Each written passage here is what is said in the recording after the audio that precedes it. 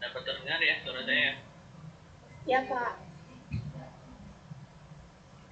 Ya, oke. Terima kasih ya. Selamat siang Ibu Evi dan kelas 1 PMN 2. Apakah sudah ikut bergabung ke dalam sesi Bitcoin kita kali ini? Ya, baik. Eh, Sepertinya belum bergabung ya Ibu Evi ya. Mungkin kita dapat menunggu sejenak Ibu Evi dan dari kelas 1 PMN 2 agar dapat ikut bergabung juga bersama kita. Baik, eh, bagaimana kabar kalian semua? Keadaan sehat? Semoga keadaan sehat ya. Baik-baik semuanya. Paling tidak sampai eh, nilai UTS-nya belum keluar ya, masih sehat ya. Nanti kalau UTS-nya keluar, ya mudah-mudahan sehat juga, oke. Ya, saya sudah melihat beberapa jawaban UTS kalian, tapi belum sempat dikoreksi semua karena ya karena cukup banyak dan sifatnya studi kasus, jadi harus banyak pertimbangan juga dalam mengoreksinya. Ada beberapa yang sudah lengkap jawabannya, berikut profil dan lain-lain. Ada yang cukup sederhana sekali ya, saya lihat jawabannya. Tapi kebanyakan dari kalian saya lihat berapa yang sudah saya cek ya, itu belum melengkapi grafik ya dari jawaban yang diinginkan ya. Jadi ada beberapa anak yang jawabannya tidak sampai ke grafik dari fungsi yang kita tanyakan di persoalan ya. Tentu saja itu nanti ya akan mengurangi penilaiannya karena ada meminta grafik, kemudian ada interpretasinya seperti apa ya. Nanti kita cek apakah ada yang lengkap dan lain-lain ya. Mudah-mudahan dapat segera di submit semua nilainya sehingga kalian dapat mengetahui ya penilaiannya nanti. Ya mudah-mudahan nilai juga semuanya baik. Baik, Ibu Evi apakah sudah bergabung? Mungkin saya bisa sambil menampilkan bahan presentasi pada perkuliahan hari ini ya. Hari ini kita akan membahas dua tema. Yang satu merupakan lanjutan dari tema kuliah kita minggu lalu ya, yakni mengenai penerapan fungsi nonlinear ya. Ada topik lanjutan yakni adalah fungsi produksi. Saya coba membagikan.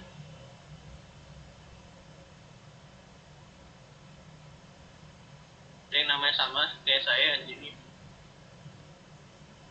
Style Dimas Eka, namanya sama dengan saya.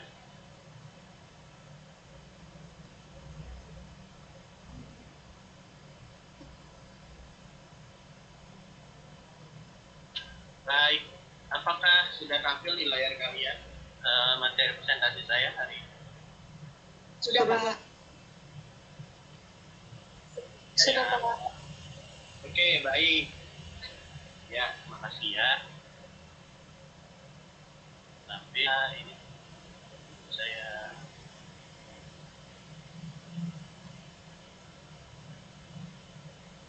baik. Ibu Evi apakah sudah bergabung ya?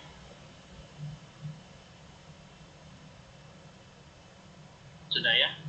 Baik, selamat siang Ibu Evi, selamat bergabung dalam sesi Bitcoin kita kali ini. Izinkan saya untuk memulai presentasi kita pada materi kali ini ya. Saya akan langsung membagikan materinya. Baik, kita akan langsung masuk memulai lanjutan dari materi kita pada pertemuan minggu sebelumnya, yakni kita akan membahas yang namanya penerapan fungsi nonlinear ya. pada pertemuan lalu kita telah membahas penerapan fungsi nonlinier pada kasus fungsi permintaan, fungsi penawaran, kemudian juga keseimbangan antara kedua fungsi tersebut, ya. Kemudian juga ada tema apa minggu lalu itu ya, fungsi penerima ya pada kesempatan itu. Jadi perbedaannya kita sedikit ulas lagi. Pada kali ini kita menggunakan fungsi-fungsi yang non-linear. Sempat ada yang bertanya di dalam sesi forum tadi, apa perbedaannya dengan fungsi linear? Pertama, fungsi non-linear memiliki derajat double bebas yang lebih dari satu. Bisa 2, 3, dan seterusnya. Tapi paling tidak, ya, yang kita gunakan dalam proses pembelajaran ini ada fungsi derajat 2 dan fungsi derajat 3, yakni fungsi kuadrat atau fungsi kubik, ya. Contoh kasusnya seperti itu. Nah, itu perbedaannya ya. Jadi ceritanya modelnya kali ini itu menggunakan model dari fungsi-fungsi kuadrat ataupun fungsi kubik. Ya, kalau pada kasus yang lalu kita menggunakan fungsi yang linier saja. Tapi pada kenyataannya ada kasus yang dengan fungsi linier itu tidak dapat dijelaskannya, sehingga kita memerlukan fungsi non-linier. Dalam hal ini adalah fungsi kubik dan juga fungsi kuadrat, ya, seperti itu. Baik, itu reviewnya. Sekarang kita masuk ke materi kita hari ini. Kita akan mulai dari fungsi produksi, ya. Nah, fungsi produksi ini merupakan proses penggabungan dari faktor produksi, ya. Jadi si produksi itu adalah suatu proses penggabungan dari faktor-faktor produksi yang kita namakan input, di mana kita mengubahnya menjadi suatu output, ya. Outputnya itu bisa berupa barang tentu saja atau juga berupa jasa, ya. Jadi output dalam hal ini dapat berupa barang atau berupa jasa. Hubungan antara output yang dihasilkan dengan kombinasi input yang digunakan disebut sebagai fungsi produksi, ya. Jadi fungsi produksinya itu merupakan hubungan atau interaksi antara variabel output dan variabel inputnya. Nah, kalau tadi outputnya dapat berupa barang atau jasa, bagaimana dengan inputnya? Kira-kira inputnya dapat berupa apa? Ya, itu sebenarnya pertanyaan dari diskusi pertama yang saya sajikan dalam forum saya. Dari kelima variabel di atas, tentukan manakah yang termasuk input dan termasuk output. Nah, fungsi produksi ini dapat dituliskan secara umum merupakan fungsi Q sebagai output, kemudian ruas kanannya merupakan fungsi dalam variabel L, variabel K, dan variabel T atau variabel W. Karena L-nya merupakan representasi dari tenaga kerja, ya. K-nya modal, T-nya tanah, W-nya wirausaha. Nah, jadi dalam hal ini outputnya itu merupakan si variabel Q, yakni barang, ya. Kemudian inputnya berupa 4 variabel yang lain, yakni bisa tenaga kerja, modal, atau. Nah, sama seperti pada kasus permintaan juga kasus fungsi penawaran, sebenarnya fungsi permintaan dan penawaran dapat dijelaskan oleh beberapa variabel, tapi hanya ada satu variabel yang menjelaskan secara lebih rinci atau menjelaskan secara katakanlah lebih detail pada variabel outputnya. Contoh, pada kasus fungsi permintaan, variabel utama yang menjelaskan fungsi itu sebenarnya hanyalah fungsi harga. Makanya kita menyatakan fungsi permintaannya secara sederhana, yakni Q sama dengan di dalam harga, dalam P, ya, dalam variabel P. Begitu juga nanti fungsi produksi yang ini, kita tertarik untuk menganalisa fungsi produksi hanya berdasarkan pada satu variabel bebasnya dalam hal ini, yakni adalah tenaga kerja atau fungsi F. Sehingga nanti si Q dapat kita sederhanakan Q dalam fungsi dalam L gitu. Jadi tidak melibatkan variabel lain, tidak melibatkan variabel K, T, dan W untuk kasus yang sederhana. Ya, nanti kita akan lihat contohnya seperti apa. Jadi pada kasus yang kita bahas sekarang, fungsi Q-nya itu dijelaskan langsung oleh variabel L. Kenapa? Karena variabel L itu lah yang paling berpengaruh terhadap Q itu sendiri secara langsung ya. Kalau yang lain dapat kita asumsikan berpengaruh tapi tidak signifikan katakanlah gitu ya. Sekarang kita akan masuk ke beberapa istilah dalam fungsi produksi. Jadi dalam fungsi produksi kita mengenal beberapa istilah yang penting untuk kita ketahui. Ya, yang pertama ada istilah namanya produk marginal tenaga kerja. Ya, simbolnya itu adalah MP. Saya pakai tanda underscore di sini L, sebenarnya ini untuk mengakomodasi kebutuhan saya menulis dalam notasi subscript ya di bawah. Jadi kalau di buku mungkin pakainya MP subscript L gitu. Nah karena saya memudahkan penulisan, subscript saya ganti underscore-nya. Tapi kita dapat baca saja MPL ya. Intinya adalah ini produk marginal tenaga kerja. Nah, apa sih produk marginal tenaga kerja? Itu merupakan tambahan produk total sebagai akibat adanya tambahan unit tenaga kerja. Jadi MPL ini sebenarnya dapat kita katakan sebagai perubahan, ya, perubahan nilai produk total sebagai akibat adanya tambahan dari unit kerja. Ya, jadi seberapa besar perubahan produk totalnya ketika adanya tambahan unit kerja. Dia katakan ya. Nah, apakah persamaan MPL ini persamaannya sama dengan delta I dibagi dengan delta L? Artinya adalah selisih I ya, delta I itu bisa nanti kita asumsikan sebagai Q setelah dikurangi Q sebelum dibagi dengan delta L, yakni L setelah dikurangi L. Ya. Baik. Kemudian ada juga istilah yang namanya produk rata-rata. Nah, ini produk rata-rata dari tenaga kerja. Kalau tadi produk marginal, kalau sekarang produk rata-rata. Apa produk rata-rata? Simbolnya dia adalah APL. Nah, itu sebenarnya adalah produk total yang dibagi dengan jumlah tenaga kerja yang digunakan. Jadi sama saja seperti kita mengatakan berapa proporsi ya, proporsi produk yang dihasilkan terhadap tenaga kerja. Ya, jadi ini merupakan bagi langsung antara I dengan si L-nya tersebut. Nah, oke, seperti itu. Ingat dua istilah ini sangat penting untuk kita gunakan dalam membahas fungsi produksi ya. Baik, APL itu sendiri, tentunya tadi sesuai definisinya merupakan fungsi I-nya atau fungsi produksinya dibagi dengan jumlah si pekerjanya ya, IL. Baik. Mengapa pembaginya hanya L atau tenaga kerja? Karena tadi alasannya fungsi produksi itu untuk yang sederhana, artinya hanya variabel L yang terlibat dalam hal. Kalau aja variabel lain terlibat, ya ada variabel tadi K ya berupa atau W, definisi dari APL.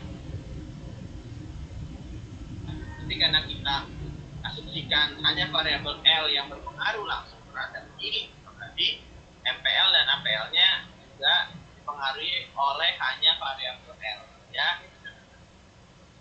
Baik, sekarang kita langsung masuk ke poin berikutnya, yakni adalah tahapan. Jadi dalam suatu proses produksi ada beberapa tahapan yang dipengaruhi atau mengikuti suatu teori ekonomi ya. Ada 3 tahapan paling tidak di buku ada grafiknya. Cuma tidak saya sajikan, saya hanya menuliskan deskripsi singkatnya ya. Jadi ada 3 tahapan pertama itu adalah tahapan di mana APL mencapai nilai maksimum. Ya, dalam hal ini biasanya tahap 1 itu muncul dari mulai jumlah utilitas pekerjanya 0 sampai 4. Menurut teori yang ada, ya, 0 sampai 4 itu tahapan pertama. Jumlah L-nya 0 sampai 4 itu merupakan tahapan pertama. Nah, tahapan pertama ini adalah tahapan di mana APL, ya, APL nanti adalah produk rata-rata tenaga kerja, ya, produk rata-rata tenaga kerjanya mencapai nilai 6. Baik. Kemudian tahapan kedua, ya, tahapan di mana ya, di mana si fungsi produksinya tadi itu sendiri mencapai nilai maksimumnya. Ya, ini tahapan yang menjadi penting, ya, di antara tahapan yang lain, karena tahapan ini merupakan tahapan di mana Q-nya mencapai nilai maksimum. Dan menurut teori ekonomi, biasanya dalam produksi jangka pendek, perusahaan itu akan beroperasi pada tahap ini, ya, pada tahap kedua.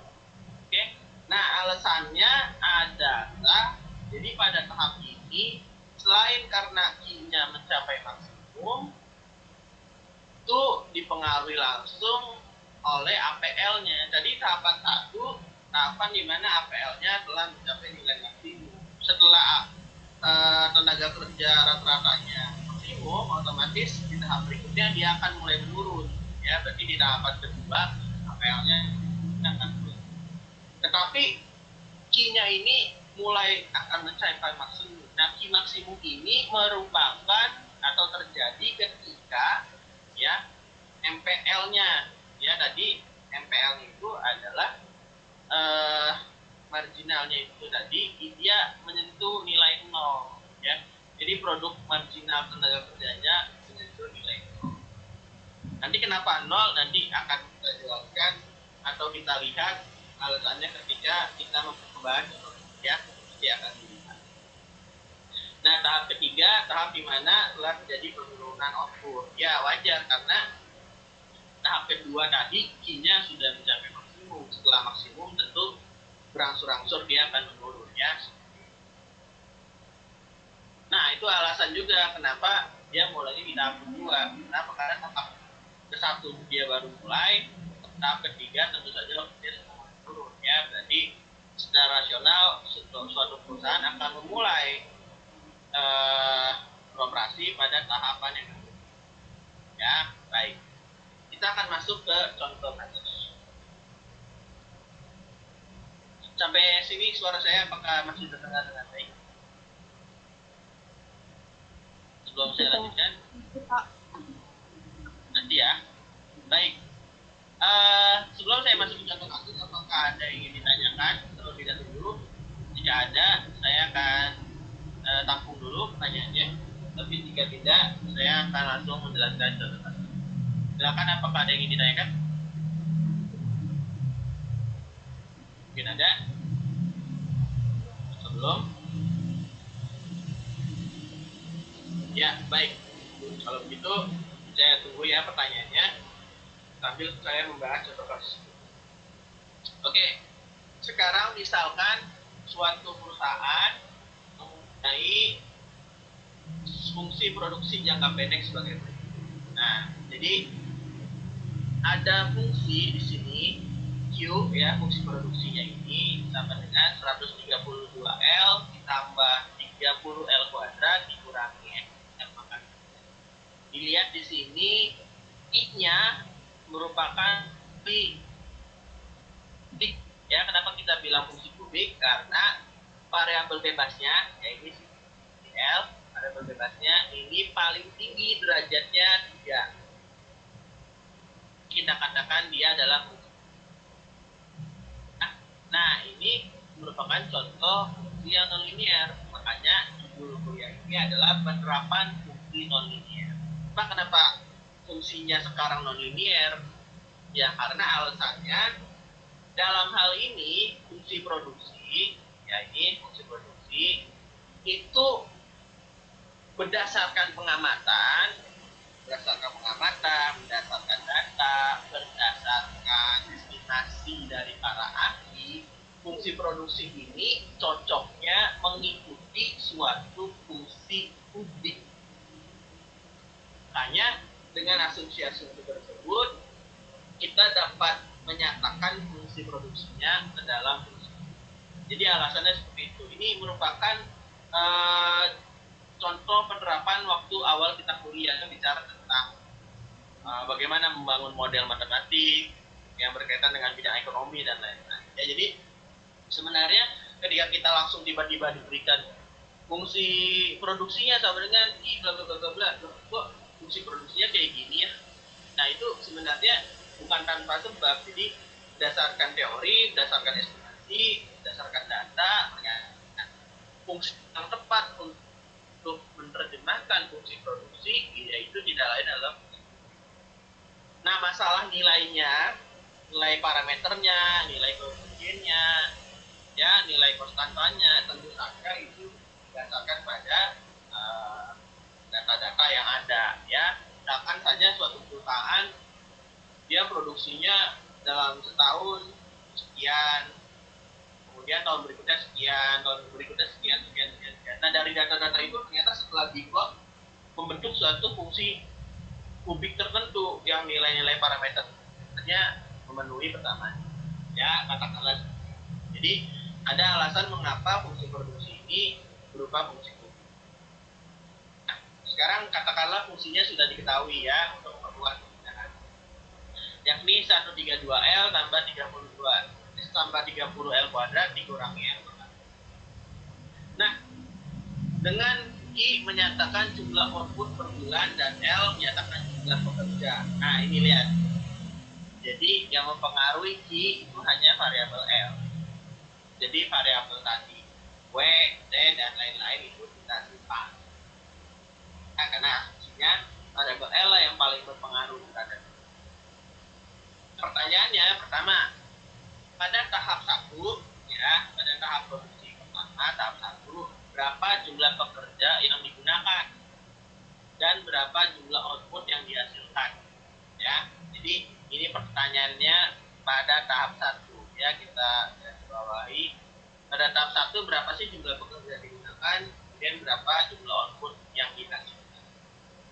Kemudian pertanyaan kedua yang B, berapa jumlah unit kerja yang digunakan agar mencapai output maksimal. Nah, perbedaannya dengan pertanyaan pertama, ini secara keseluruhan, ya, dari setiap tahap, ya, setiap tahap berapa sih jumlah unit kerja yang digunakan supaya outputnya maksimal.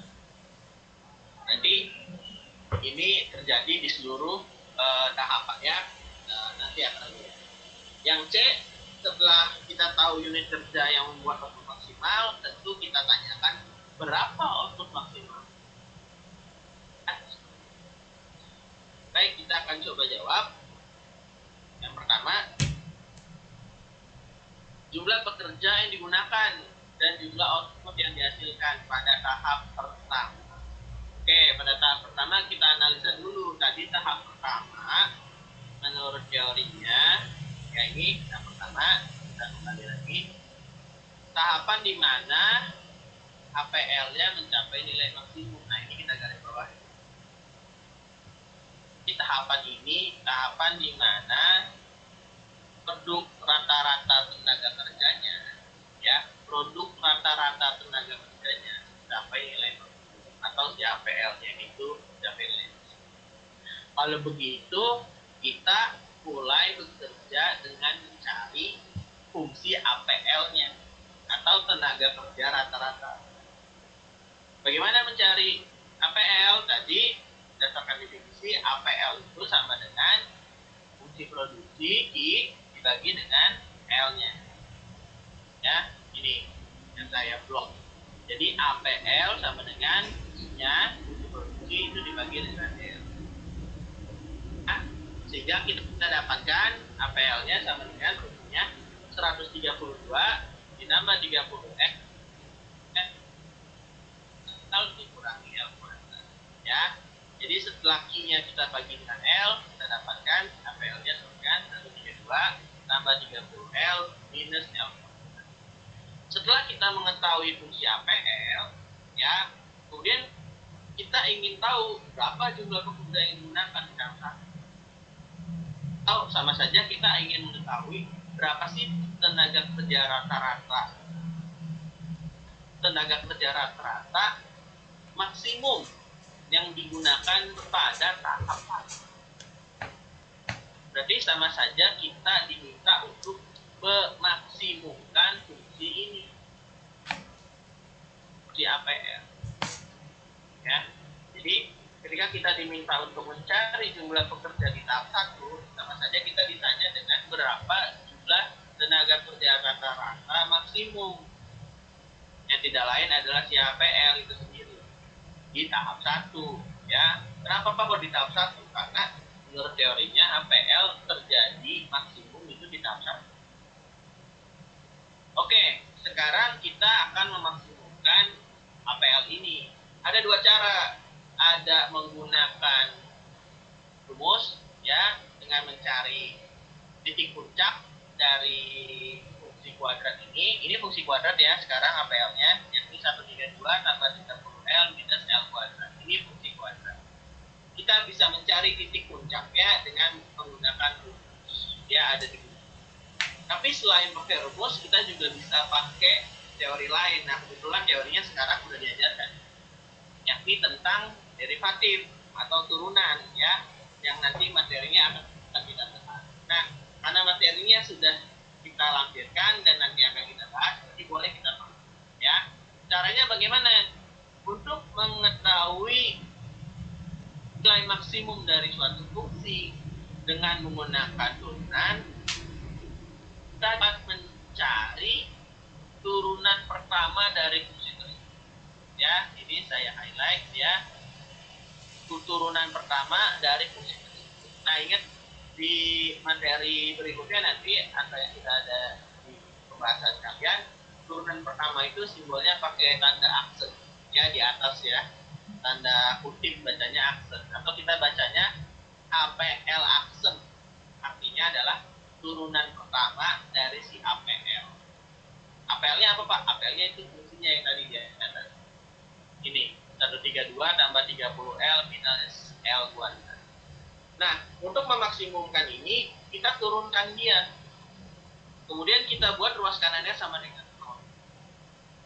Nah, itu teori untuk mengetahui nilai maksimum ya, atau nilai kritisnya. Dengan cara menurunkan sekali, kemudian kita cari ruas kanannya sama dengan 0. Baik, sekarang kita turunkan. Karena kita sudah belajar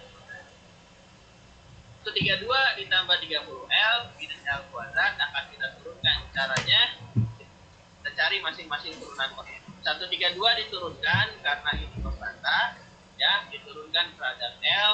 Suatu konstanta diturunkan terhadap L, turunannya adalah 0. Ya, berarti 132 diturunkan hasilnya 0. Ditambah turunan dari 30L, ya. 30L tuh kalau diturunkan makanya 1 kurang 1 0. Akhirnya turunannya kita hanya dapat 30. Tadi kita tuliskan di sini 30. Kemudian in L kuadrat diturunkan, 2-nya dikalikan ke depan, ya, 2-nya dikalikan ke depan, kemudian pangkatnya berkurang 1. 2 berkurang 1 sama dengan 1. Berarti kita dapatkan tinggal minus 2. Akhirnya kita peroleh turunan dari si APL atau si APL aksen itu sama dengan 30 minus 2. Ya, mudah ya. Ini juga telah kita kenal di sekolah menengah atas ya. Cuman sekarang ceritanya kita mau pakai dia. Ya, untuk apa? Untuk menyelesaikan masalah-masalah, dalam hal ini adalah masalah bidang ekonomi. Nah, karena kita ingin memaksimumkan, ruas kanannya kita buat sama dengan 0. Berarti 30 min 2L kita buat sama dengan 0. Sehingga kita dapatkan pindah ruas 2L sama dengan 30. Dengan 30. Sehingga kita peroleh L-nya sama dengan 15. 15 apa? L tadi satuannya apa? Ya, berarti ada 15. Berarti sudah kita jawab. jumlah pekerja yang digunakan pada tahap 1 berapa? Ada 15. Ya, itu jawabannya. Kemudian bagaimana dengan outputnya yang dihasilkan pada tahap 1? Nah, pada tahap 1 kita substitusi 15 ini kemana? Ke nilai APL. Ya, ke nilai APL. Ya, ini kita ganti I-nya ya, bukan itu, kita ganti APL. Sehingga kita peroleh 132 ditambah 30 dikali 15 dikurangi 15 kuadrat, sehingga peroleh jawabannya adalah 350. Oke, itu jawaban dari pertanyaan berapa jumlah pekerja dan output yang dihasilkan pada ya, penyelesaiannya menggunakan konsep derivatif. Oke, baik, sebelum melanjutkan ke pertanyaan berikutnya, apakah ada yang ingin ditanyakan? Silakan. Mungkin ada yang ingin ditanyakan sebelum lanjut ke pembahasan berikutnya. Silakan. Jika ada yang ingin ditanyakan.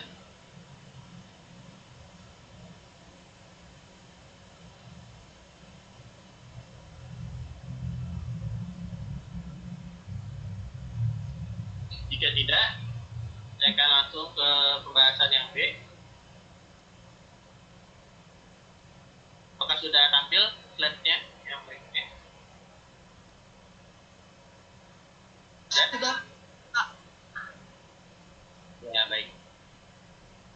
Oke ya, semoga penjelasan saya tidak terlalu cepat. Kalau ada terlalu cepat boleh diinterupsi ya. Masuk ke penjabaran yang B atau menjawab poin B. Yang B itu yang ditanya adalah berapa jumlah unit kerja yang digunakan agar si perusahaan itu mencapai output yang maksimal. Ya, kalau ini berarti bukan terjadi di tahap 1. Kalau tadi terjadinya cuma di tahap 1. Nah, berarti ini kita terjadi di tahap yang manapun, bisa di tahap yang mana nih terjadinya. Nanti kita lihat. Oke. Nah, diketahui fungsi produksinya tadi ini Q sama dengan 132L ditambah 30L kuadrat dikurangi L pangkat. Nah, tadi menurut teori yang ada di atas ya, output itu terjadi ketika MPL-nya bernilai 0. Oh, sebenarnya dia ini akan terjadi di tahap berapa? Ini ya, di tahap tahapan di mana Q mencapai maksimum ya. Jadi Q-nya maksimum itu sebenarnya terjadi di tahap kedua. Nah, ternyata tahapan kedua itu agar Q-nya maksimum haruslah nilai marginal tadi ya, tenaga kerja marginal itu nilai 0. Nah, MPL sesuai dengan definisinya tadi merupakan perubahan nilai Q terhadap L-nya. Perubahan nilai Q terhadap L. Sebenarnya kita juga dapat menuliskan MPL secara tidak langsung dengan cara mencari turunannya. Turunan dari siapa? Turunan dari, hati-hati kalau yang tadi yang pertama itu turunan dari si APL. Yang bagian A tadi ya, kita ingin memaksimumkan APL kita lihat turunan pertama. Kalau yang B ini kita ingin memaksimumkan Q-nya. Ya, ingin memaksimumkan Q-nya. Berarti kita cari turunan pertama dari tadi, kita cari turunan pertama dari APL. Kalau ini kita cari turunan pertama dari, dan tidak lain turunan pertama dari itu merupakan si MPL itu. Karena sesuai definisinya merupakan perubahan tenaga kerja berdasarkan pertambahan nilai L-nya. Ya. Baik, MPL kita cari dia sama dengan Q, berarti kita turunkan nilai. Apa turunan Q? Nah, sekarang kita cari juga turunan Q. Q Intinya apa aja? 132L tambah 30L kuadrat minus L pangkat 3. Sekarang kita turunkan masing-masing komponennya. 132L diturunkan. L-nya derajatnya 1. Ya, nanti 1 pangkatnya 1 dikurangi 1 sama dengan 0. Berarti tinggal hasil turunannya adalah 132 aja. Ya, L-nya karena pangkatnya 0, nanti nggak usah kita tulis. Karena pangkat 0 itu sebenarnya adalah 1. Oke, sekarang komponen berikutnya 30L kuadrat kita turunkan. Hanya kalikan ke depan dikali 30 ya sama dengan 60. Kemudian pangkat 2 berkurangi 1. Berapa? Sama dengan 1. Jadi 60 L-nya pangkatnya 1 berarti 60. Oke, sekarang komponen berikutnya minus L pangkat 3.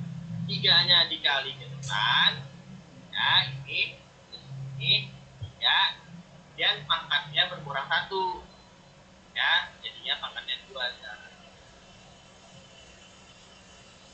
Dapat turunannya sama dengan 60L dikurangi 3L kuadrat. Supaya maksimum ya, supaya maksimum catatan, supaya maksimum kita buat luas kanannya sama dengan ya. Ini sebenarnya kita ingin mencari titik pemaksimumnya atau nilai pemaksimum. Caranya dengan membuat luas kanannya sama. Oke. Nah, sekarang sama tadi, kalau tadi hasil turunan APL itu bentuknya fungsi linear, langsung pindah ruas selesai. Ternyata kalau yang ini hasil turunan segi itu bukan fungsi linear, tapi masih dalam bentuk fungsi kuadrat. Nah, ini.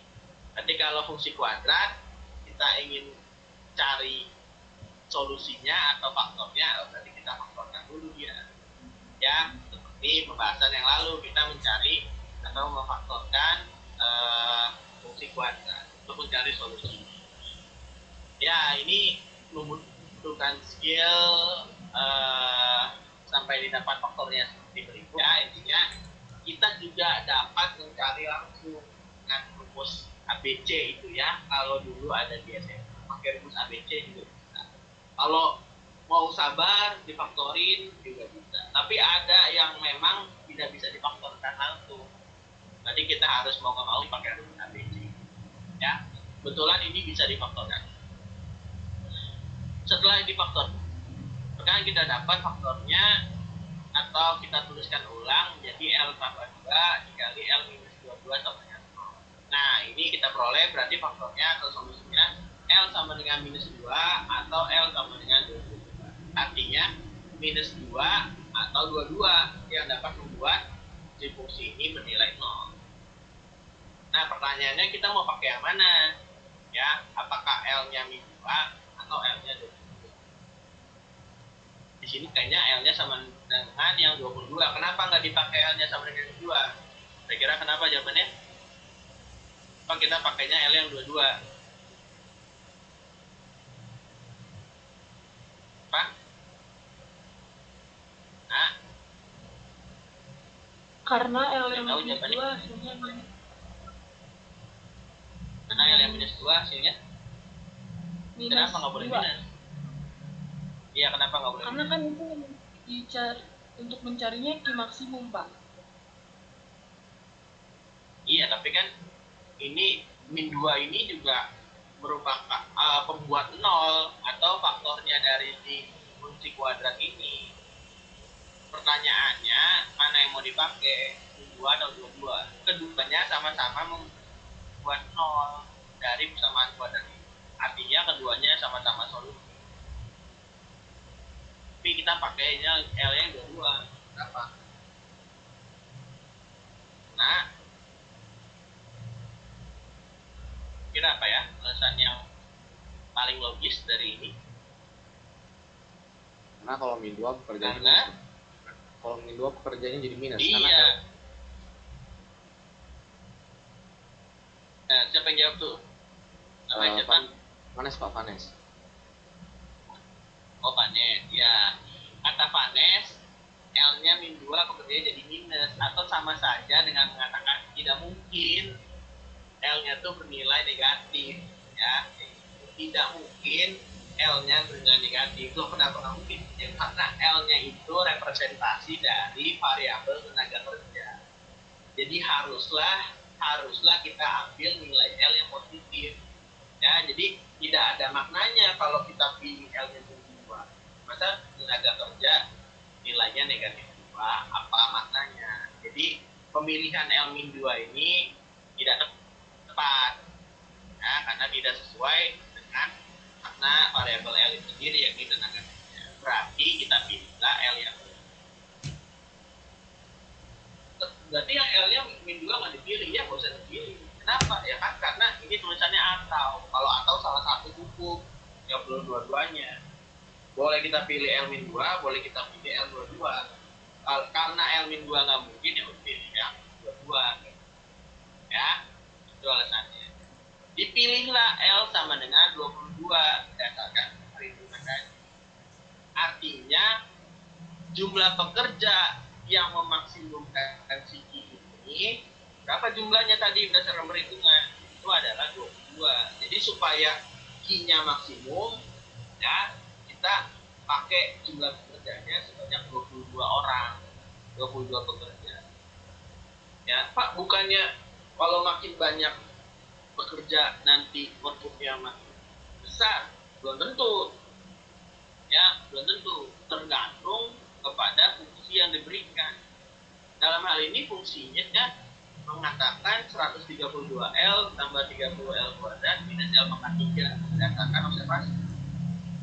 Kalau fungsinya begini, yang maksimum itu udah pasti L-nya 22. Coba aja dicek, nanti dibandingkan ya. Kita substitusi sekarang untuk menjawab pertanyaan yang C ya. C pertanyaannya apa? Berapa jumlah output maksimum?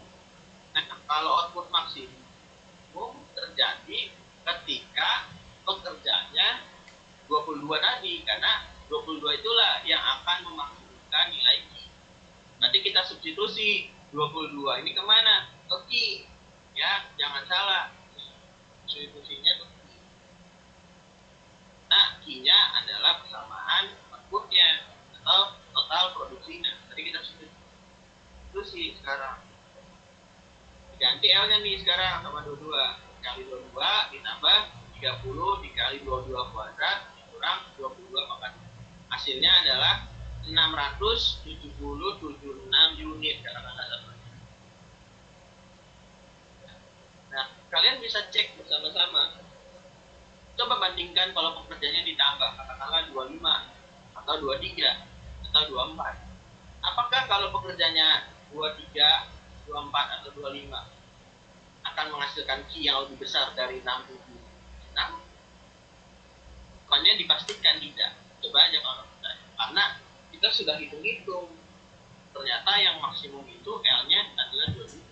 Artinya lebih dari itu atau kurang dari itu udah pasti lebih kecil dari 676. Ya, itulah mengapa kita menggunakan dalam hal ini konsep pemaksimuman, ya.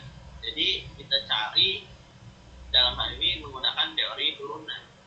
Bisa nggak Pak pakai yang lain? Bisa. Pakai cara itu langsung cari titik ekstrimnya atau titik puncaknya. Pakai rumus yang kemarin ya, min B per 2A, min D per 4A. Nah, jadi nanti kalau kalian cari min B per 2A dari persamaan ini, nanti kalian akan dapatnya 22. Kalau kalian 4A, kalian akan dapat 677. Tapi kita mau pakai konsep turunan. Kenapa? Karena lagi diperkenalkan konsepnya sekarang. Nanti kita bisa pakai. Nah, baik, itu jawaban B dan juga jawaban C. Sekaligus terjawab. Jadi, unit kerja maksimumnya itu 22, jumlah Q maksimumnya 676. Dan ini terjadi di tahap 2. Ya, terjadi di tahap 2. Itu materi kita tentang fungsi produksi. Sampai sini apakah ada pertanyaan? Sebelum nanti kita lanjut ke materi tentang turunannya, ya, turunan. Silakan jika ada yang ingin ditanyakan sebelum kita ganti slide. Silakan, mungkin ada yang ingin ditanyakan dari pertanyaannya. Saya beri kesempatan jika ada.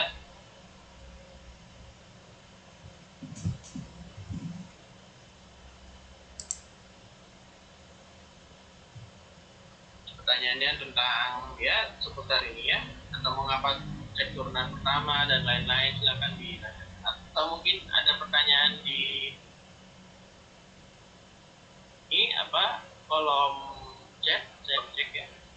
Coba kita cek bersama apakah ada pertanyaan di kolom chat. Sepertinya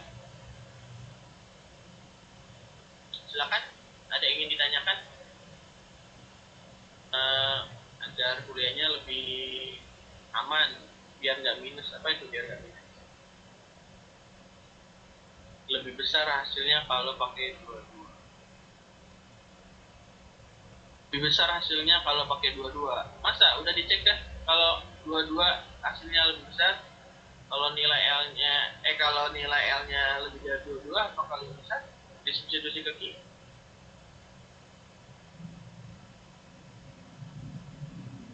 Kalau kalian pakai L-nya lebih dari 22, coba aja nih 23 aja misalnya. Cek 23 di sini. Apakah dia lebih besar 23? Akan bisa dicek.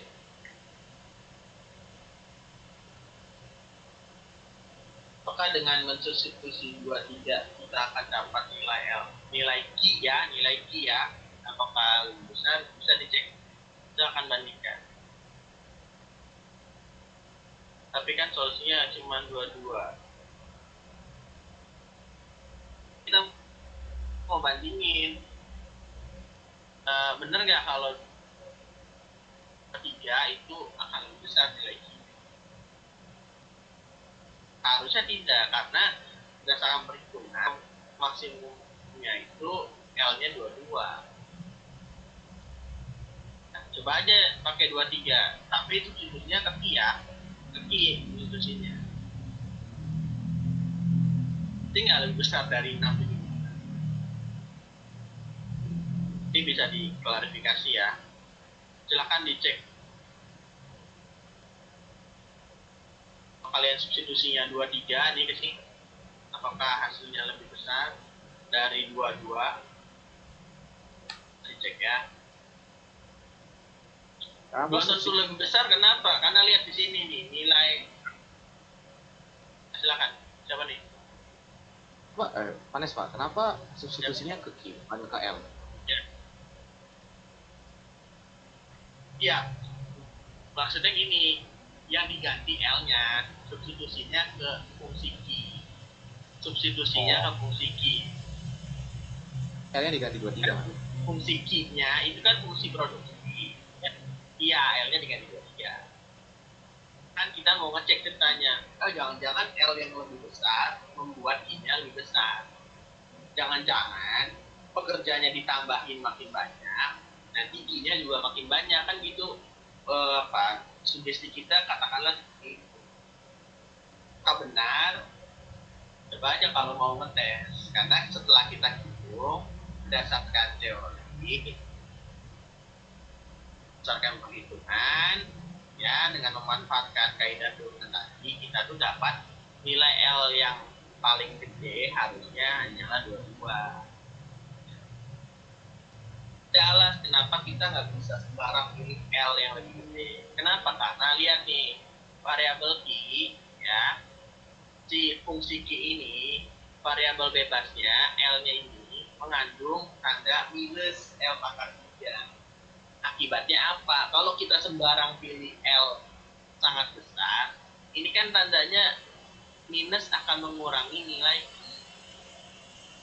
Jadi kita nggak bisa sembarang pilih L besar-besar, kecuali ini positif ya, berarti kita boleh pilih L semakin besar, nanti Q-nya juga semakin besar. Tapi karena ada tanda negatif L pangkat 3 ini, kita nggak bisa sembarang pilih L yang lebih besar. Nah, jangan-jangan nanti bukannya memperbanyak output malah ngurangin output ya. Oke, baik, ada lagi pertanyaannya mungkin, silakan. Iya tuh kata Devan yang udah ngecek ya, tetap dua-dua apa yang lebih besar. Kita sudah klarifikasi dari proses penghitungan ya. Jadi teori turunan pertama sama dengan 0 itu merupakan suatu metode untuk mencek apakah kita akan menghasilkan nilai yang optimal atau tidak. Optimal saya pakai kata optimal. Kenapa? Karena kita bisa dua kasus nanti, apakah ingin memaksimumkan ataukah ingin meminimumkan. Tergantung konteks ya. Kita ingin memaksimumkan. Kalau nanti konteksnya meminimumkan, cara itu sama dengan 0. Nah, seperti itu. Nanti kita akan lihat mungkin di kasus yang berikutnya ya, ketika kita nanti bahas penerapan ini kalkulus diferensial ya. Baik, mungkin kita akan lanjut ya di materi berikutnya, ini tentang kalkulus diferensial. Ini tidak banyak ya, tentang kalkulus diferensial kita akan bahas. Sebenarnya juga tadi telah kita singgung. Baik, ini materi berikutnya ya. Jadi ada 3 komponen yang akan kita bahas. Yang pertama tentang aturan diferensiasi atau aturan-aturan turunan atau sifat-sifat turunan ya. Kemudian juga tentang turunan tingkat tinggi, turunan kedua atau yang lebih tinggi dari itu. Yang ketiga merupakan optimisasi ya, atau proses optimisasi yang melibatkan fungsi dua variabel. Baik, saya akan mengantarkan prolog. Jadi kenapa kita diminta untuk belajar kalkulus diferensial? Sebenarnya kita diminta belajar yang namanya tentang turunan. Nah, sebenarnya kita diminta untuk belajar yang namanya tentang turunan, atau bahasa lainnya sebenarnya derivatif. Ya, derivatif.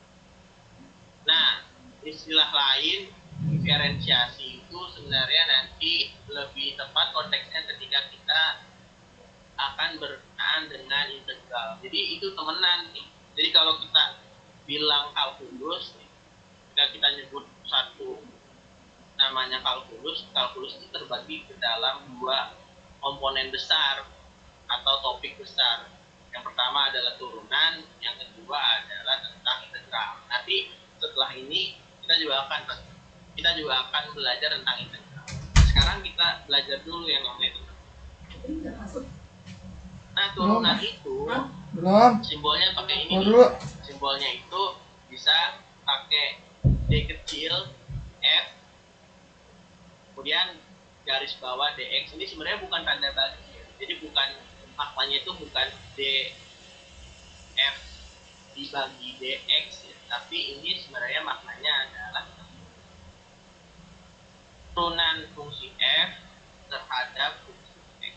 Atau sebenarnya pemaknaan lain kayak di contoh-contoh tadi, ini sebenarnya adalah kita ingin mengetahui seberapa besar perubahan nilai fungsi F ada fungsi X. Contoh tadi, kita ingin mengetahui seberapa besar perubahan ya, seberapa besar perubahan output kita terhadap pertambahan ini tenaga kerja. Jadi tadi itu kita sebenarnya lagi nyari dQ per dL atau perubahan tenaga terhadap L-nya.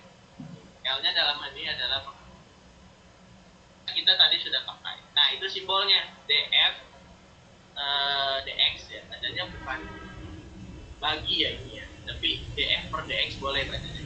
Atau pakai simbol lain juga pun bisa. Simbolnya F aksen X. Atau pakai simbol lain juga namanya D besar X. Nah, ini juga bisa pakai.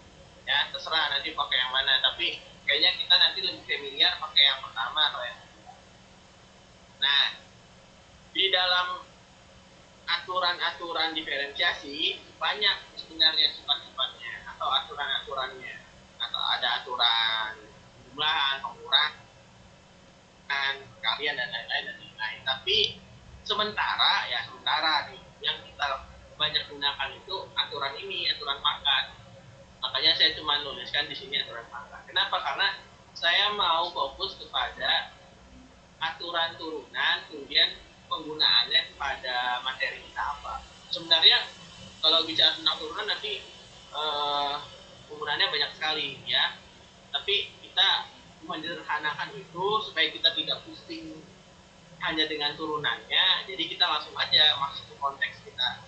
Kita cari tahu aturan apa yang paling sering dipakai, kemudian kita terapkan di materi kita ya, seperti itu. Biar pembelajarannya lebih langsung kepada apa yang ingin kita butuhkan ya, seperti itu. Aturan pangkat mengatakan kalau kita punya fungsi ada pangkatnya, katakanlah pangkatnya n, ya n-nya ini bisa bilangan asli ya, misalkan bilangan asli itu yang mulai dari 1, 2, 3 dan seterusnya. Kalau kita punya suatu fungsi atau suatu variabel dengan pangkat n dan kita turunkan, ya maka hasil turunannya sama dengan pangkatnya dikalikan ke depan, ya, kemudian pangkat semulanya tadi berkurang 1. Oke, jadi si n-nya dikalikan ke depan menjadi koefisien dari x sekarang, kemudian pangkat semula berkurang 1. Contohnya, kita punya fungsi permintaan. Nih, fungsi permintaan. Q_d sama dengan 19 minus p kuadrat. Kita diminta untuk mencari turunan pertamanya, atau sama dengan Q aksennya. Berarti Q aksen D-nya sama dengan, cari nih sekarang turunan dari 19 ini konstanta ya. Kalau konstanta itu mempunyai atau tidak berupa dalam variabel. Sebenarnya ada juga nih penjelasannya kenapa turunan suatu konstanta itu sama dengan 0.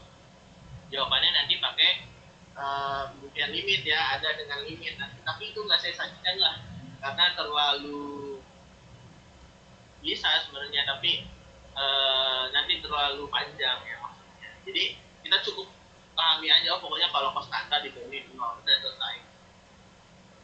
19 turunannya itu 0. Kenapa? Karena 19-nya konstanta, tidak mengandung variabel. Sebaliknya yang p kuadrat ini dia kan variabel p ya. Oke, kemudian dia derajatnya 2. Nah, menurut aturan pangkat derajatnya pindah ke samping ya, dikali ke depan, kemudian 1 pangkat semulanya 2 berkurang 1 sama dengan 1, sehingga kita dapatkan turunannya tadi 0 dikurangi 2p atau sama dengan minus 2. Ya, udah. Ini juga telah kita pelajari dari sekolah menengah atas, jadi tidak perlu terlalu banyak pengulangan. Sebaliknya kalau kita punya fungsi penawaran Q_s sama dengan minus 8 ditambah 2p kuadrat, sama turunan minus 0 turunan 2p kuadrat itu 4p ya. Jadi kita dapatkan turunannya si Q_s sama dengan Q aksen x sama dengan 4p. Oke, selesai gitu, aturan pangkat. Sekarang kita masuk ke bagian berikutnya. Apa itu? Turunan kedua ya, atau turunan yang lebih tinggi. Oke, kenapa kita perlu mencek turunan kedua? Pertanyaannya itu ada beberapa alasan ya, nanti kita akan lihat alasannya Pak. Kalau dalam aplikasi ya, sebenarnya turunan pertama, turunan kedua itu juga dapat kalian lihat aplikasinya pada materi tentang kecepatan dan percepatan. Jadi kalau kita mengendarai suatu kendaraan, katakanlah mengendarai mobil ya, turunan pertama dari posisi atau perubahan posisi mobil itu sebenarnya adalah kecepatan. Jadi kecepatan itu merupakan turunan pertama dari posisinya ya. Kemudian turunan kedua dari posisi itu sebenarnya adalah percepatan. Nah, itu salah satu aplikasi turunan dalam hal ini kasus katakanlah itu kasus apa ya, kasus fisika lah ya katakanlah. Nah, dalam kasus kita ini kita juga pakai sebenarnya turunan pertama dan turunan kedua. Lebih tepatnya kepada kita ingin mencek apakah nanti hasil nilai maksimum dan peminimum kita itu benar-benar nilai yang akan membuat fungsi kita maksimum atau tidak. Ya, ini saya kasih contoh. Contohnya tadi fungsi ID ini kan 19 min P kuadrat. Kita turunin sekali, hasilnya dapatnya minus 2P. Kita turunin 2 kali, hasilnya dapatnya minus 2. Ya, jadi min 2P diturunin lagi sekali, dapatnya minus 2. Nah, karena turunan keduanya ini negatif atau kurang dari 0, ya, berarti si titik ekstrim fungsi kita, titik ekstrim fungsi kita kenalkan istilah titik ekstrim fungsi, itu merupakan titik pemaksimum. Nah, jadi dia benar-benar akan mencapai nilai maksimum fungsinya nanti. Kenapa? Karena kita sudah yakini turunan keduanya itu negatif. Baliknya, kalau turunan keduanya itu positif, contoh yang di fungsi penawaran ini, berarti si titik ekstrimnya itu merupakan nilai minimum. Nah, pokoknya kalau kita cek turunan keduanya negatif, berarti dia benar-benar menghasilkan nilai yang maksimum. Tapi kalau sebaliknya positif, dia benar-benar menghasilkan nilai. Kita cek di contoh ya, di bawah. Nah, ini ada contoh. Optimisasi fungsi dua variabel, judulnya sekaligus membahas ya. Diperhatikan kembali fungsi penerimaan total pada pertemuan yang lalu. Ya, ingat pertemuan yang lalu kita bahas mengenai fungsi penerimaan total. Atau tidak lain simbolnya adalah R. R sama dengan 900I minus 1,5 I pangkat 2. Nah, dan sebagai pengingat, saya bertanya di sini. Masih ingat berapa fungsi permintaannya?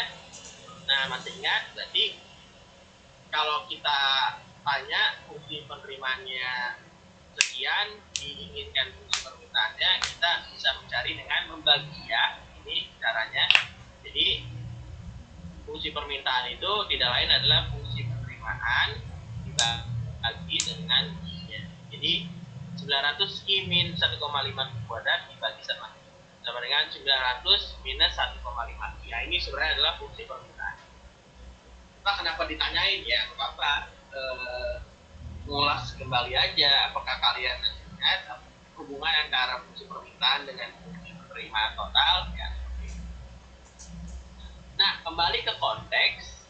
Nah, konteksnya ini kita ingin mencari apa sih penerimaan total maksimum. Fungsinya seperti ini.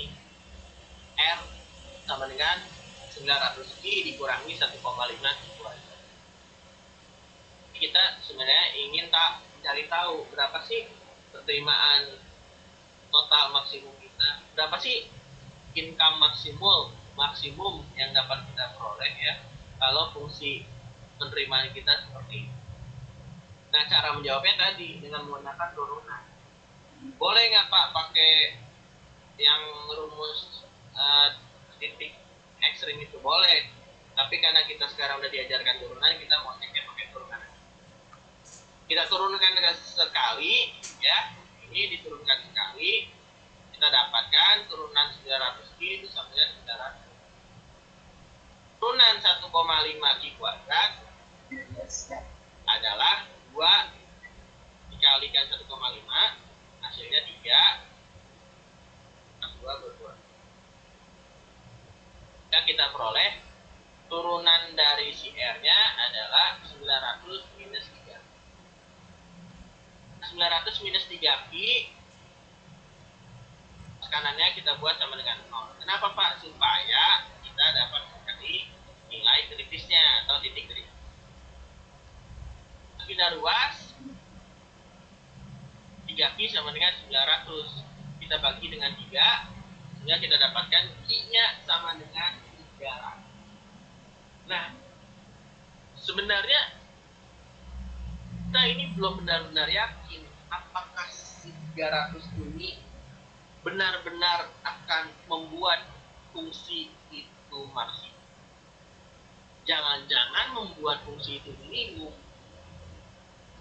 Teorinya atau syarat sama dengan 0 itu sebenarnya syarat untuk mencari titik optimal. Tadi saya bilang optimal itu bisa dua, bisa dia maksimum, bisa dia minimum.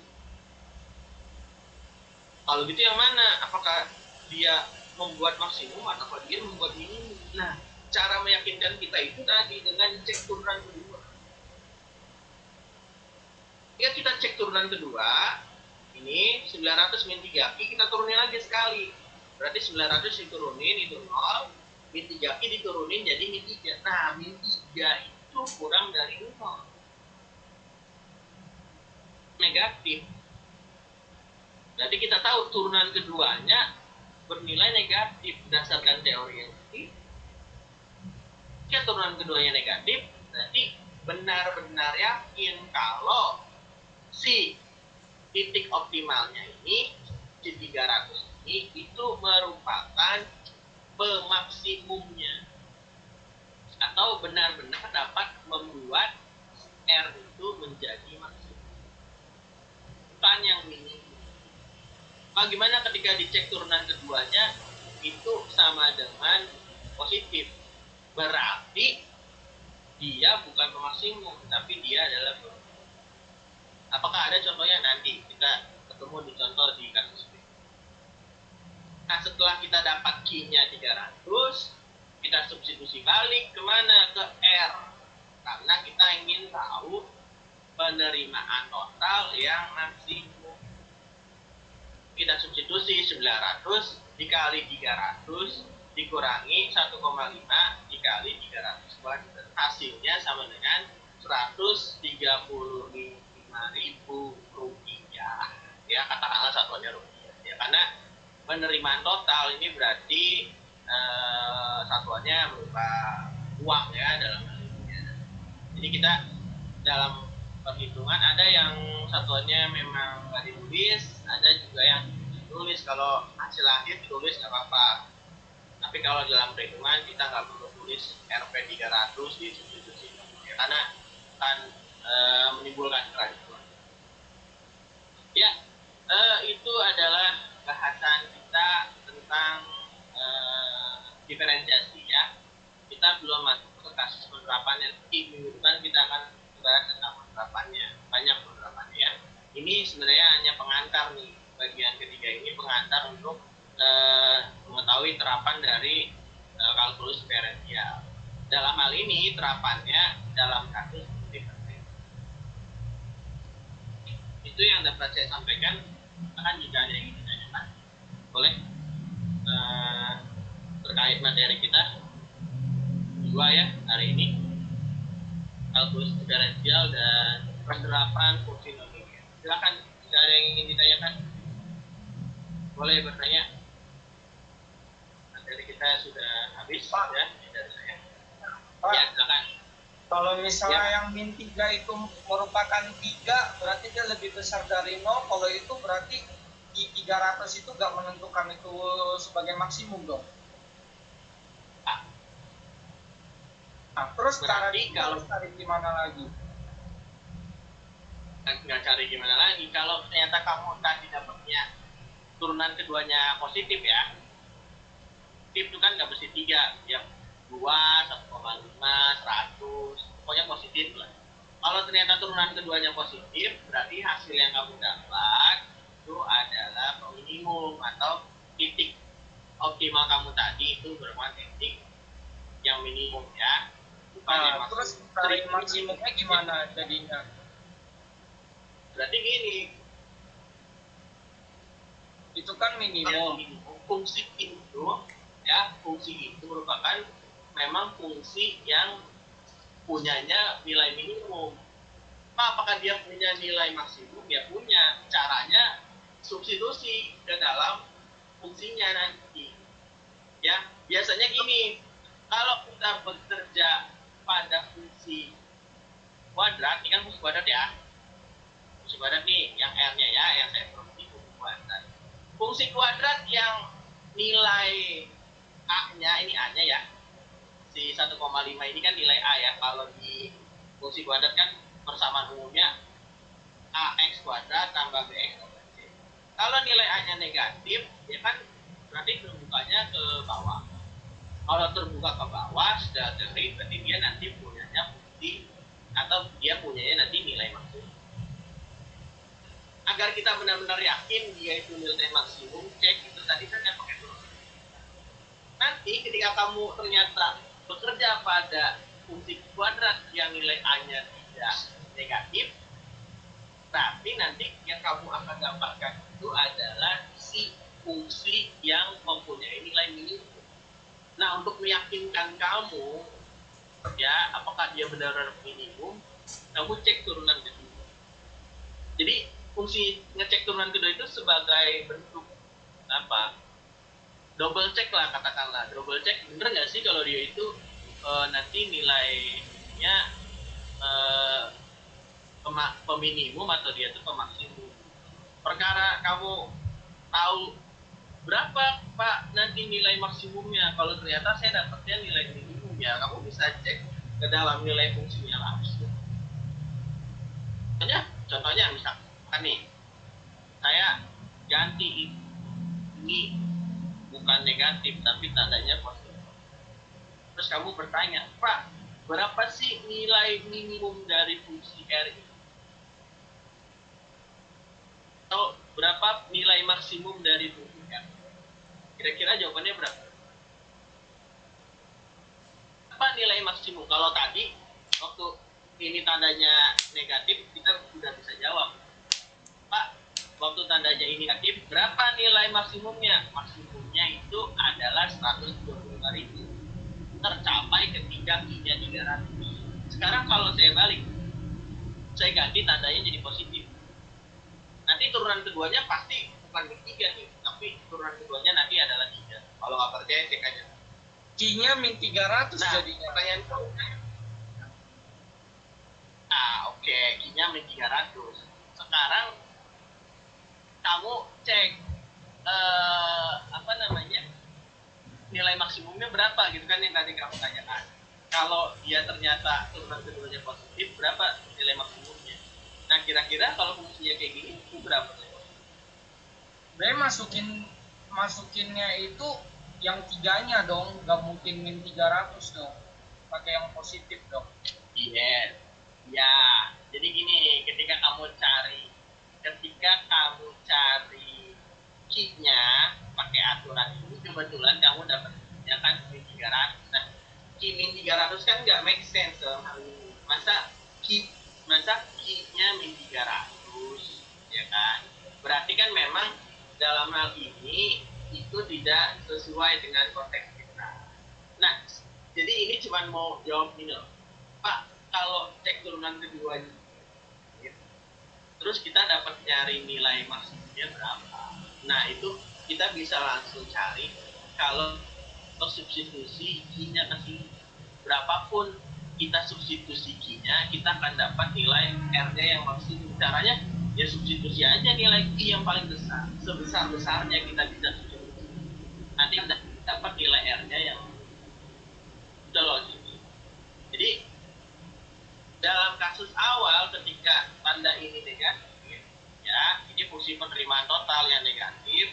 Ya kenapa negatif? Karena berdasarkan observasi kita dapatkan penerimaan total itu memenuhi aturan ini. Nah, kita cek turunan keduanya ternyata negatif. Oh, berarti kita klarifikasi dari kalau Q itu adalah itu loh maksudnya.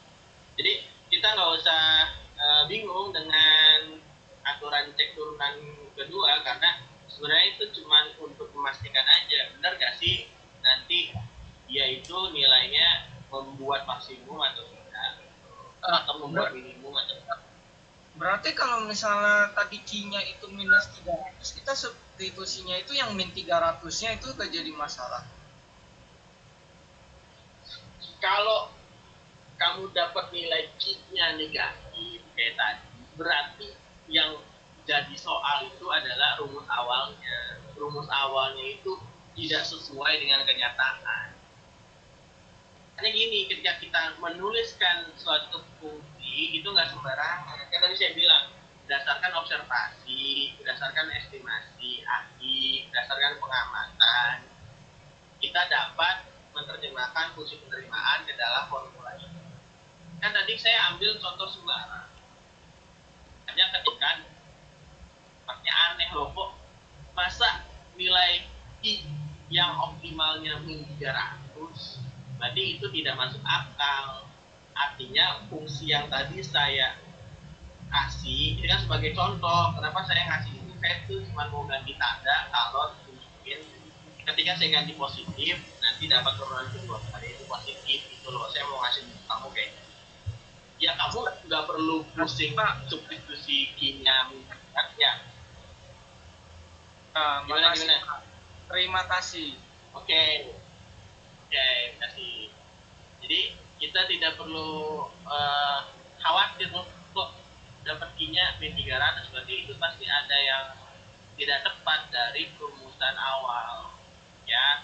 Jadi ketika kita mengestimasi rumusnya dengan benar, nanti bawah penurunannya juga akan mendapatkan perhitungan yang sesuai dengan keadaan, ya. Maksudnya sesuai dengan keadaan yang masuk akal gitu loh perhitungan. Oke, ya seperti itu. Mungkin ada yang lain ingin ditanyakan atau ada yang ingin menyanggah mungkin ya dari penjelasan saya, apakah ada klarifikasi. Jadi saya juga ada miss perhitungannya, mungkin ada ingin klarifikasi boleh, atau ada yang ingin ditanyakan yang lain silakan. Nggak apa-apa ya, bertanya itu sangat baik ya. Jadi pertanyaan temannya tadi justru akan membuka, mungkin juga ada teman yang lain bingung ya, maksudnya loh kok nanti kalau kita dapat I-nya negatif gimana, apa kita substitusi? Dan ya sebenarnya ketika nanti fungsinya didefinisikan dengan baik, kita akan dapat nilai I yang masuk akal. Artinya nggak mungkin kita dapat I-nya negatif kalau kita sejak awal mendefinisikan fungsinya itu sesuai dengan kenyataan. Tapi kalau kita ngasal, ya misalkan cukup buat soal atau membuat perumusan itu asal-asal bikin fungsi, ya itu juga nggak masuk akal. Ya, seperti itu. Oke, silakan ada yang ingin ditanyakan. Ini fungsi penerimaan itu kan berangkatnya dari fungsi permintaan, ya. Fungsi penerimaan itu berangkatnya itu dari fungsi permintaan. Fungsi permintaan itu kan nilai koefisiennya itu pasti negatif, ya, gradiennya kan pasti negatif. Berarti ya dikalikan dengan komponen I, ya dia nanti hasil nilai A-nya juga akan negatif, ya. Jadi nggak mungkin nih kita dapatkan angka di sini yang positif kayak gini tadi, itu nggak masuk akal, karena antara fungsi permintaan dengan fungsi permintaan, antara fungsi penerimaan dengan fungsi permintaannya itu nggak sesuai, ya. Harusnya di sini adalah negatif. Ada berangkatnya dia itu adalah dari fungsi permintaan. Ya, silakan ada yang ingin ditanyakan yang lain? Tidak ada, boleh.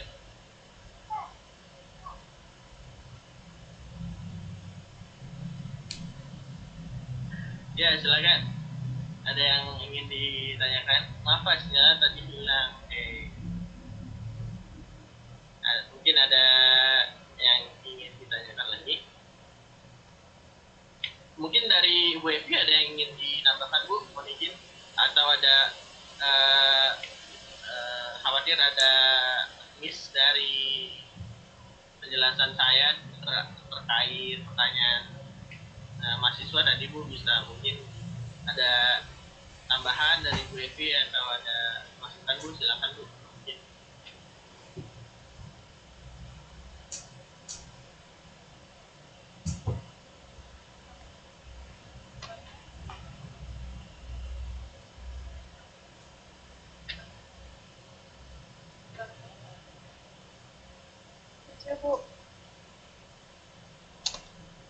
Iya Bu, mohon maaf Bu, suaranya kurang terdengar Bu. Mungkin bisa. Oke, kalau gitu lanjut aja. Itu tadi kedengaran Bu. Berarti sinyal kali ya. Mungkin bisa lebih jelas. Tadi terdengar Bu. Oh, mungkin Iya, pengaruh juga Bu. saya mungkin hanya mau menambahkan kalau dia fungsi kuadrat hanya kurvanya jadi kurva ke atas atau ke bawah. Jadi nilainya kalau tidak maksimum, jadi kalau dia konsisten berarti begitu dua dan dia maksimum. Kita sih seperti yang tadi disampaikan Pak Dimas, turunan kedua itu hanya untuk kita memastikan apakah dia di titik mana dia maksimum dan di titik mana dia saja.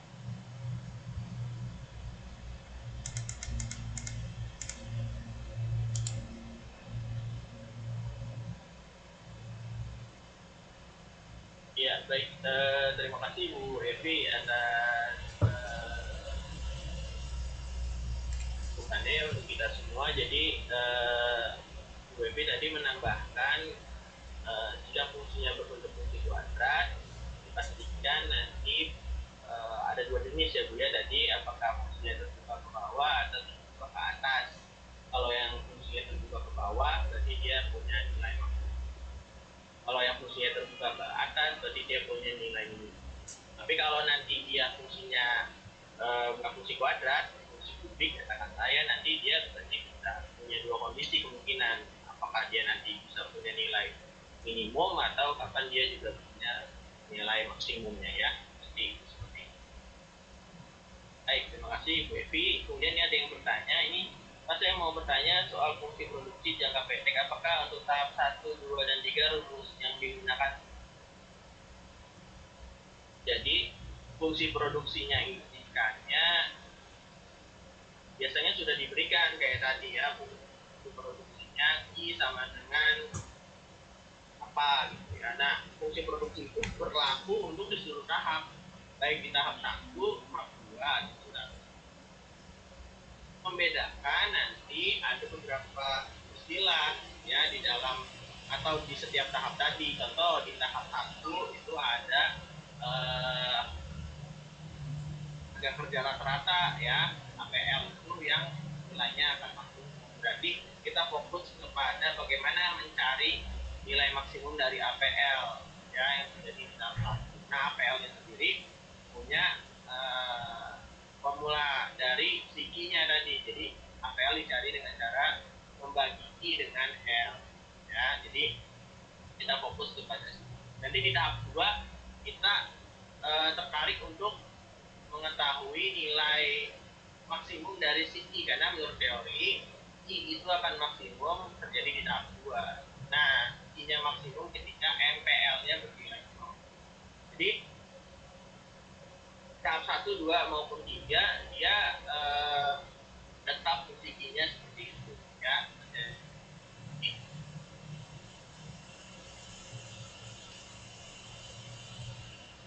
Ini yang terjadi di setiap tahap. Mana tahap 1 kondisi di mana nanti MPL-nya. Itu pertanyaan dari Michelle, semoga bisa terjawab ya misalnya. Terima kasih. Apakah ada yang lain ingin ditanyakan? Silakan. Kita Bu Evi, kalau UTS apakah sudah dikoreksi Bu di 1 PMN 2? Kalau saya baru sekilas dan belum saya submit. Kalau Ibu udah semua Bu ya?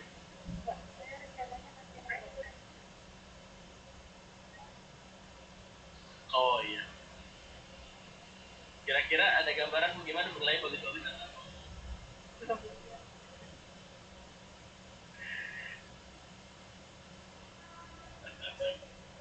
Iya, belum lihat ya dari 1 PMN 2 sampai nilainya belum lihat ya. 1 PMN 1 saya udah lihat-lihat sekilas Bu.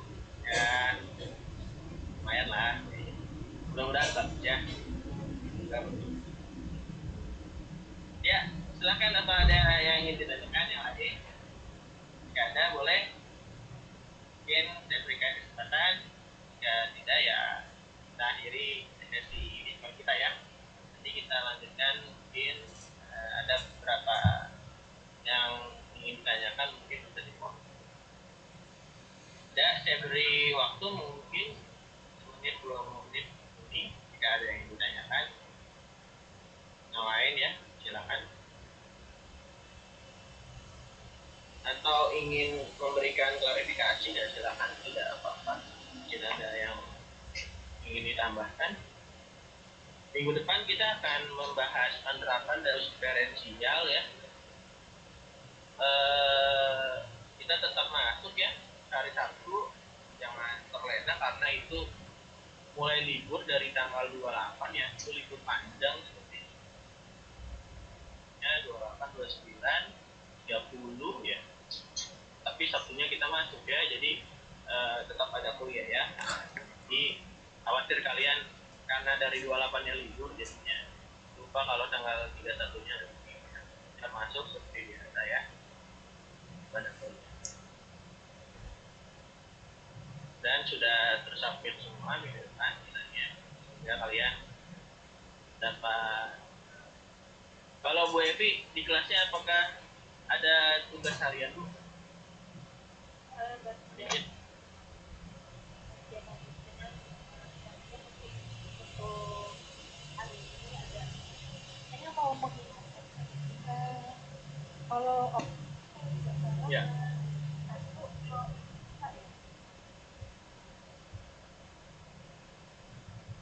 Ada Bu, mohon maaf. forum kuliah kalian.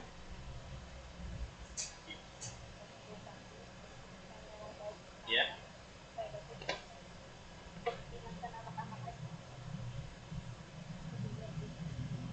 Oh iya, itu sudah dibuka di tanggal 27 ya Bu, kalau nggak salah itu di portal ya, pokoknya ya. Iya. Di portal ada. Iya. Baik, untuk pertemuan minggu depan ya, karena itu 28 nya libur, jadi forum itu dibuka itu di tanggal 27 ya. Jadi kalian bisa mengakses apa, bisa mulai diskusinya itu sejak tanggal 27 itu forumnya udah dibuka ya. Jadi kuliah untuk bukanya tidak H-1 ya, tapi H- pokoknya tanggal 27 itu forum sudah dibuka ya. Itu informasi dari kita ya. Dan sudah saya buka juga forumnya ya, nanti tanggal 27 kita lanjut ya, seperti itu. Buat tugas mungkin nanti saya baru memberikan satu tugasnya kepada satu PNS ya. Biasanya hampir setiap pertemuan ada tugas, tapi karena kuliah online dia agak sedikit nih tugas, karena susah juga kalau ngoreksi online, susah ya. Mudah-mudahan nanti bisa kasih tugas lagi ya, biar ada oleh-olehnya ya. Baik, sepertinya tidak ada pertanyaan ya. WP apakah ada yang ditambahkan Bu sebelumnya? Tidak ada.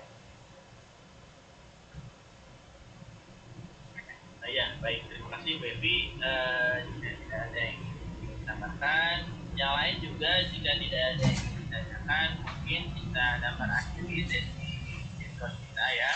Kita masih punya sekian menit untuk mungkin ada yang ditanyakan ya. Yang repot-repot katanya nggak apa-apa, saya senang direpotin, dikasih deh ya, cepat ya, kalinya ya. Kalau nggak daring saya banyak ini loh, banyak tugas loh. Ini berarti beruntung ya kalian dapat kuliah daring. Oke, itu ya, dari saya ya, semoga bermanfaat. Kita terus belajar ya. Terima kasih Ibu Evi. Baik, bagaimana? Ya, terima kasih semuanya telah bergabung dalam kuliah kita. Semoga selalu diberi kesehatan, selamat